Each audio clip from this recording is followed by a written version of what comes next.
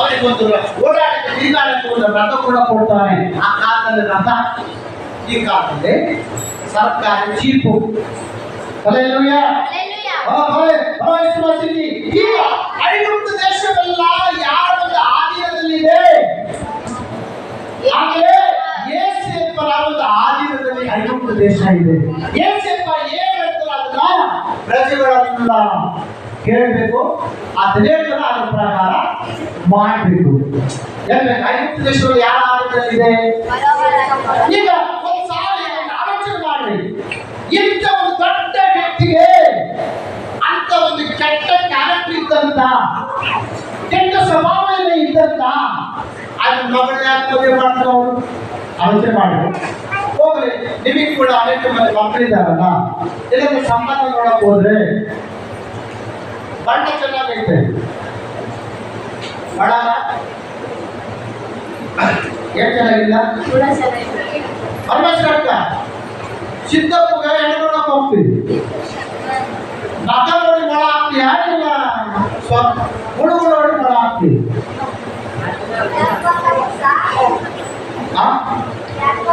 ಇದಕ್ಕ ಚೆನ್ನಾಗಿ ಅಚ್ಚುಕಟ್ಟು ಹಾಕಿ ಚೆನ್ನಾಗಿ ಬೆಳೆ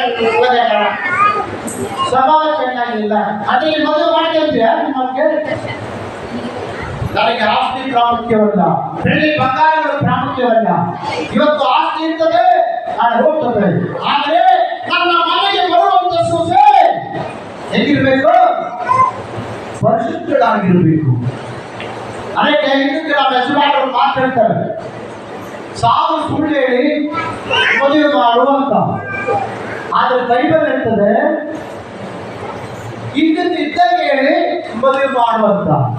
ಆದ್ರೆ ನಮ್ಮ ಪೂರ್ವಿಕರು ಹೇಳುವಂತ ಮಾತುಗಳು ಸಪೋರ್ಟ್ ಮಾಡ್ತಾ ಇಲ್ಲ ಬೈಬಲ್. ಇದ್ದಿದ್ದು ಇದ್ದ ಹಾಗೆ ಹೇಳಿ ಮದುವೆ ಮಾಡುವಂತ. ಚಪ್ಪಗಳು ಯಾರ ಪ್ರಾಮುಖ್ಯ? ನಮ್ಮ ಪೂರ್ವಿಕರು ಮಾತ್ರ ಇಲ್ಲ, ಬೈಬಲ್ ಮಾತ್ರ. ಚಪ್ಪಗಳು ಈಗ ನೋಡಿ, ಇಲ್ಲಿ ಅಲ್ಲಿರುವಂತ 39ನೇ ಅಧ್ಯಾಯದಲ್ಲಿರುವಂತ ಆ ಪೋಟಿಪರೆ ಬೇರೆ, ಈ ಪೋಟಿಪರೆ ಬೇರೆ. ಈ ಪೋಟಿಪರ ಯಾರಪ್ಪ ಅಂದ್ರೆ ಒಬ್ಬ ಪೂಜಾರಿ, ಗುಡಿ ಪೂಜಾರಿ ಮಗಳು. ಆ ಪೋಟಿಪರ ಯಾರಪ್ಪ ಅಂದ್ರೆ ರಾಜನ ಉದ್ಯೋಗಸ್ಥರು. ಈಗ ಯಾಕೆ ರಾಜ ಯೋಸೇಫನ ಜೊತೆಗೆ ಮದುವೆ ಮಾಡ್ತಾರಂತಂದ್ರೆ, ಮದುವೆ ಮಾಡೋದು ಯಾರಪ್ಪ ಅಂತಂದ್ರೆ ಯಾರ ಸಮ್ಮುಖದಲ್ಲಿ ಅಂತಂದ್ರೆ ರಾಜನ ಒಂದು ಸಮ್ಮುಖದಲ್ಲಿ. ಆದ್ರೆ ರಾಜ ಅಂದ್ಮೇಲೆ ಅವನಿಗೆ ಆದಂತ ಒಂದು ಪ್ರತ್ಯೇಕವಾದಂತ ಒಂದು ಗುಣ ಇರ್ತಾವ. ಒಬ್ಬ ಸ್ತ್ರೀ ನಾವು ವರ್ಷೋದನ್ನ ಮಾಡ್ತೇವೆ, ಇನ್ನೊಬ್ಬರಿಗೆ ಮದುವೆ ಮಾಡ್ತಾರೆ. ವರ್ಷೋದರಿಂದ ಒಂದು ವೇಳೆ ದೇಶಕ್ಕೆ ಏನಾದ್ರು ನಷ್ಟ ಬಂತಂದ್ರೆ ಪರಿಸ್ಥಿತಿ ಏನಾಗ್ತದೆ? ಒಂದು ಸ್ತ್ರೀ ನಿಮ್ಗೆ ಆಯ್ತಪ್ಪ ನಷ್ಟ ಆಗ್ಬಿಟ್ಟು ಅಂತ ಆಯ್ತು, ಒಳ್ಳೆ ಆಗಿದ್ರೆ ಆ ಜೊತೆಗೆ ಮದುವೆ ಮಾಡಿ, ಇಲ್ಲಾಂದ್ರೆ ಮದುವೆ ಮಾಡಲ್ಲ. ಕಾರಣ ಈಗ ಯೋಸೇಫನಿಗೂ ಮತ್ತು ಅಸರತ್ತಿರುವಂತ ಒಂದು ಸ್ವಭಾವ ಅಂದ್ರೆ ಅಸರತ್ತು ದಾನವಂತೆ. ಯೋಸೇಫು ದಾನಿ, ಅಸರತ್ತು ದಾನವಂತೆ. ಯೋಸೇಫು ಈಗ ಅಸರತ್ತು ಒಂದು ಜೀವಿತ ಆಯ್ಮ ಒಂದು ಸ್ವಭಾವಗಳೇನಂತಂದ್ರೆ ಆಯ್ಮ ಜ್ಞಾನವಂತೆ. ಈ ಯೋಸೇಫು ಕೂಡ ಜ್ಞಾನವಂತ. ಅದೇ ರೀತಿ ನಾವು ಬರ್ತಿರ್ಬೇಕಂತಂದ್ರೆ ಈ ಒಂದು ಅಸರತ್ತು ಬಗ್ಗೆ ಕೆಲವೊಂದು ವಿಷಯಗಳನ್ನು ಹೇಳಿಕ್ಕೆ ನಾವು ಇಷ್ಟಪಡ್ತೇವೆ. ಏನು ಈ ಅಸರತ್ತಿಯಿಂದ ನಾವು ಕಲ್ತ್ಕೊಳ್ಳುವಂತ ವಿಷಯ ಏನಪ್ಪ ಅಂತಂದ್ರೆ, ನಂಬರ್ 1 ಮೊಟ್ಟಮೊದಲಿಗೆ ಅಸರತ್ತು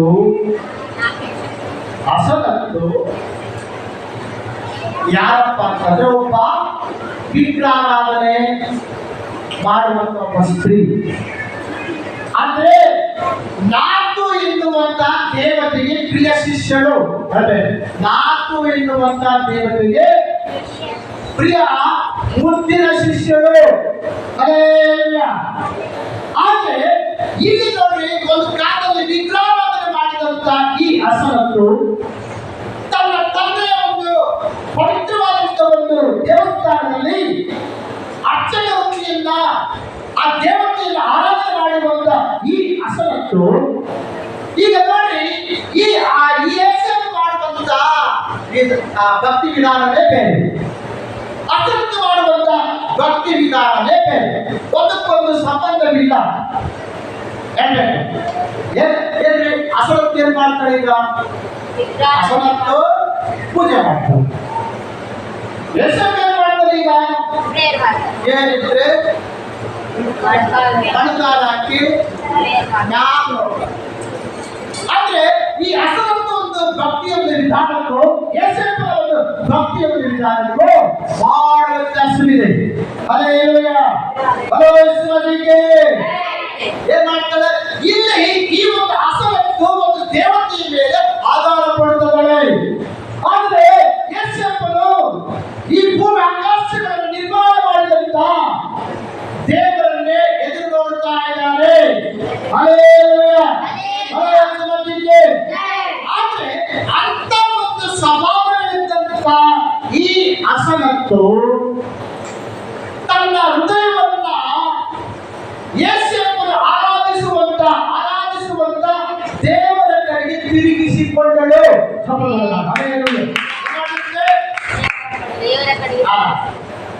ಅಂದ್ರೆ ಇದನ್ನ ಪದ್ಧತಿ, ಆರಾಧನಾ ಪದ್ಧತಿ ಇದನ್ನಲ್ಲ. ನನ್ನ ಗಂಡನ ಆರಾಧನೆ ಮಾಡುವಂತ ವಿಧಾನ ಆರಾಧನಾ ಪದ್ಧತಿ ಇದಲ್ಲ, ಇದು ಪದ್ಧತಿ ಅಲ್ಲ, ಇದು ಪದ್ಧತಿ ಅಂತ ಹೇಳಿ ತನ್ನ ತೀರ್ಮಾನವನ್ನು ಬದಲಾಯಿಸಿಕೊಂಡು ಯೇಸುವನ್ನು ಆರಾಧನೆ ಮಾಡುವಂತ ದೇವರ ಕಡೆಗೆ ತನ್ನ ಹೃದಯವನ್ನು ತಿರುಗಿಸಿಕೊಂಡಳು. ಈಗ ನಾವು ಒಂದನೇ ಆಲಿಸಿದಗಳು 11ನೇ ಅಧ್ಯಾಯ 1-4. ಅಮ್ಮ ಎಷ್ಟಾಗಿದೆ? 10 ನಿಮಿಷ ಆಗುತ್ತೆ. ಓಕೆ, ಜಲ್ದಿ ಓದ್ಬೇಕು. ಈಗ ಯಾಕೆ ಬಿಟ್ಟಲ್ಲಿ 11ನೇ ಅಧ್ಯಾಯ 1-4. ಅರಸನಾದ ಸೊಲೊಮೋನನು ಫರೋಹನ ಮಗಳಲ್ಲದೆ ಮಹಾತ್ಯರು ಅಮ್ಮೋನಿಯರು ಮೋಬ್ಯರು ಮತ್ತು ಅಮ್ಮೋನಿಯರು, ಎದೋಮ್ಯರು, ಸೀದೋನ್ಯರು, ಹಿತ್ತಿಯರು ಎಂಬಿ ಜನಾಂಗಗಳ ಸ್ತ್ರೀಯರನ್ನು ಮೋಹಿಸಿದರು. ಯೆಹೋವನು ಈ ಜನಾಂಗಗಳ ವಿಷಯದಲ್ಲಿ ಇಸ್ರಾಯೇಲರಿಗೆ ನಿಮಗೂ ಅವರಿಗೂ ಕೊಟ್ಟುಕೊಳ್ಳುವುದು ನಡೆಯಬಾರದು. ಅದು ನಡೆಯುವುದಾದರೆ ಅವರು ನಿಮ್ಮ ಮನಸ್ಸನ್ನು ತಮ್ಮ ದೇವತೆಗಳ ಬಳಿಗೆ ತಿರುಗಿಸಾರು ಎಂದು ಆಜ್ಞಾಪಿಸಿದರು. ಸೊಲೊಮೋನನು ಅವರ ಸ್ತ್ರೀಯರಲ್ಲಿ ಅನುರಕ್ತನಾಗಿದ್ದನು. ಇಲ್ಲಿ ನೋಡ್ರಿ, ಸೊಲೊಮೋನ್ ಮಹಾರಾಜನಿಗೆ ನಮ್ಮ ಸಾವಿಗೆ 1000 ಮಂದಿ ಹೆಂಡತಿಯರು, 7 ಮಂದಿ ದೊಡ್ಡ ಹೆಂಡತಿಯರಂತೆ, 300 ಮಂದಿ ಸಣ್ಣ ಹೆಂಡತಿಯರಂತೆ. ಎಷ್ಟು ಮಂದಿ ಟೋಟಲ್? 7 ಮಂದಿ. ನಮ್ಮ ಸಾವಿಗೆ ಯಾವ ಸಾವಿರ? ಸೊಲೊಮೋನ್ ಸಾವಿರ. ಎಷ್ಟು? 7 ಮಂದಿ. ಈ 7 ಮಂದಿ ಯಾರಪ್ಪ ಅಂತಂದ್ರೆ ಈ ವಿಗ್ರಹಾರಾಧಿಕರು.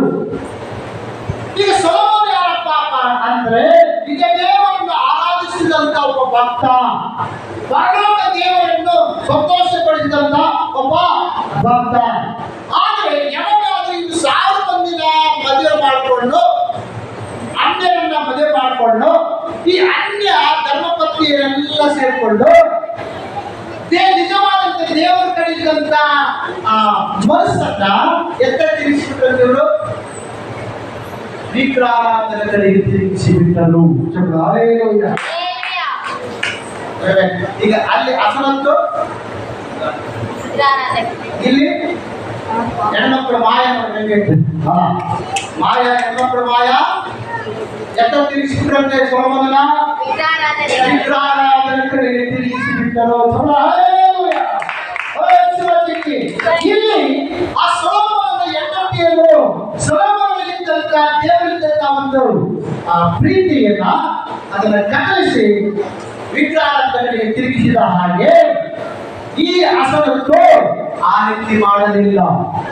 ಆದರೆ ನನ್ನ ಗಂಡನ ಆರಾಧಿಸುವುದು ದೇವರೇ ಶ್ರೇಷ್ಠವಾದವನು, ನನ್ನ ಗಂಡನ ತೀರ್ಮಾನವೇ ಅದು ನಿಜವಾದದ್ದು ಅಂತೇಳಿ ಗಂಡನು ತೋರಿಸಿಕೊಟ್ಟಂತ ಒಂದು ಮಾರ್ಗದಲ್ಲಿ, ಗಂಡನು ತೋರಿಸಿದಂತ ಒಂದು ಭಕ್ತಿಯ ಒಂದು ವಿಧಾನಗಳಲ್ಲಿ ಅಮ್ಮ ಏನ್ ಮಾಡ್ತಂತೆ, ಅಕ್ಕನ ಜಾರಿ ಅಮ್ಮ